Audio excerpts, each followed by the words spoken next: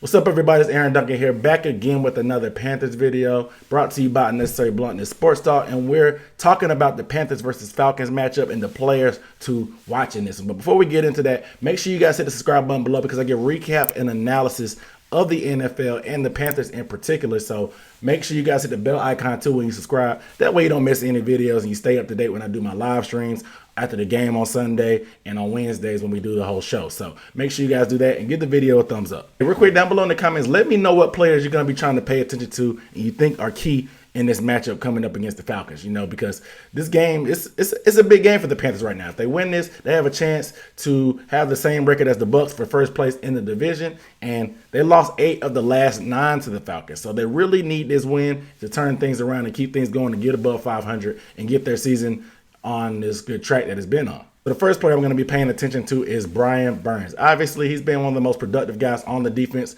when it comes to being up front and overall in general. And last week, Matt Rhule was sacked 4 times versus the Green Bay Packers, and Aldarius Smith had 3 sacks himself. And there were a lot more opportunities to get after the passer last week, obviously, because Green Bay really jumped on top of them early and had them playing catch up for most of the game. And if you've been watching the first 4 games, the Panthers' sack numbers aren't that great overall, but they have cranked up the pressure as of late, which has allowed their secondary to play with a lot more confidence and a lot more success because they don't have to play defense as long, and they're making quarterbacks uncomfortable. So that's going to be key this game. Brian Burns can have a big game, like I said, because Aldarius Smith had 3 sacks last week. Brian Burns is our speed rusher. He's been working on his counter moves and using his quickness to take advantage to get back to Matt Ryan. So a lot of times Matt Ryan gets the ball out quick when he faces the Panthers, but this is a different time, different age. There's different players on both sides of the ball, different coaching staffs. So hopefully the Panthers can be able to turn these things around because the Falcons have had this team's number for a while, and I think it starts up front with the defensive line and getting a pass rush. So the second player I'm going to be paying attention to this game is Dante Jackson, the starting cornerback. So we know a lot of people are hot and cold on Dante. He's been in the league for a few years. His rookie year, he had a ton of interceptions.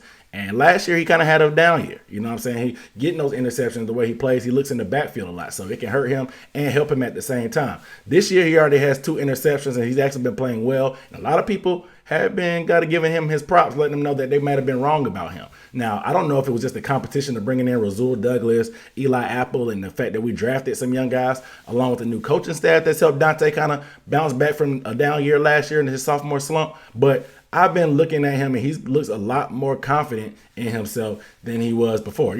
Confidence is not something that Dante Jackson ever lacked. But at the same time, you can tell that him getting burnt last year a few times really took a toll on him because it affected his playing time. So the main reason I'm watching Dante is because his history with Calvin Ridley. Now, Calvin Ridley is questionable and is on the depth chart, and it looks like Julio Jones probably won't play. So obviously, Dante won't be on Calvin Ridley the whole game, but I have a feeling that the Falcons will be trying to get these guys in a matchup. The reason why Calvin Ridley has had a ton of success on Dante Jackson, that's going back to college. You know what I'm saying? Calvin Ridley, he's been in the league for 3 years, and the 4 games that he's played against the Carolina Panthers, he scored in every game. I kid you not. He has scored in every game, and all of them have been on Dante Jackson. And I don't know if it's just the suddenness of Calvin Ridley's route running that keeps Dante Jackson on his heels or what, but he just seems to have Dante's number, and Dante gives up a touchdown almost every time they play. You can look it up, man. But I'll be paying attention to this matchup because Rasul Douglas seems to be probably our top corner this year. He came from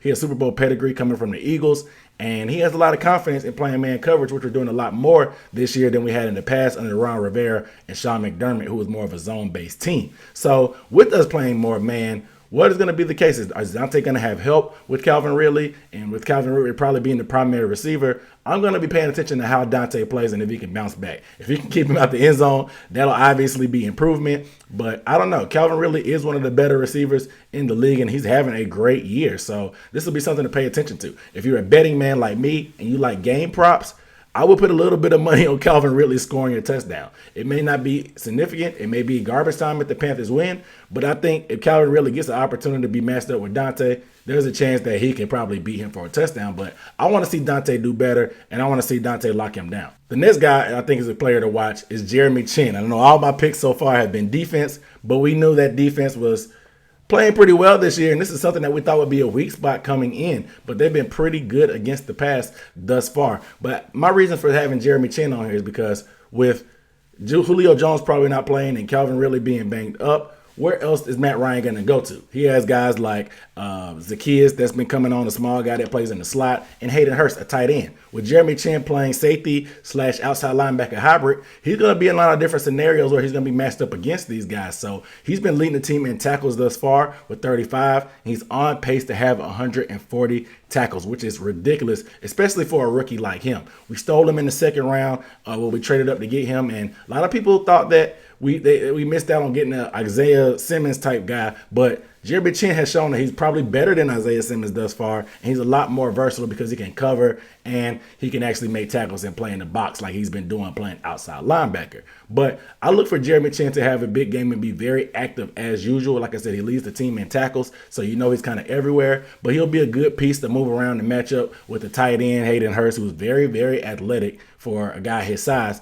and maybe Zacchaeus, who is a small, quick wide receiver that's kind of been coming on as of late as the Falcons have had some injuries at the wide receiver position. So I want to see Jeremy Chinn really make some plays this week and be active. The last guy I'm going to be paying attention to is Teddy Bridgewater at quarterback, because obviously it starts and ends with the quarterback position, but the Falcons, their defense, they're beat up. They have 3 safeties that are going to be out. They're not great. You know what I'm saying? They haven't given up any points less than 30 to any of their opponents this year. They're the second worst when it comes to yardage given up. They're giving up the most touchdown passes. So this is right for the picking. This is a game where Teddy Bridgewater can pad his stats if he can stay comfortable and take advantage of these guys with Robbie Anderson and DJ Moore on the outside. You know what I'm saying? So Teddy, I'm going to be looking at him. You know what I'm saying? A lot of people talk about how conservative he is and how he checks the ball down a lot. This game will be very telling because this defense is not good against the pass, and they are right for the picking. I want to see Teddy take advantage. I want to see him be very aggressive. I want to see him take some chances and play good at the same time, but make some calculated risk. You know what I'm saying? Because the opportunities are going to be there and they're right for the picking. And you know how the Falcons defense is. They're not that good and they're beat up. So I want to see Teddy have a great game and put up some monster numbers. But you guys make sure you hit the subscribe button and the bell icon. That way you don't miss any videos, like I said, and give the video a thumbs up if you hadn't. Let me know down below in the comments what players you're going to be paying attention to. Who did I miss in my recap of the players to watch? So let me know down below in the comments. But without further ado, I'm Aaron Duncan here with the Necessary Bluntness Sports Talk. Signing off. I'll see you next time. Peace.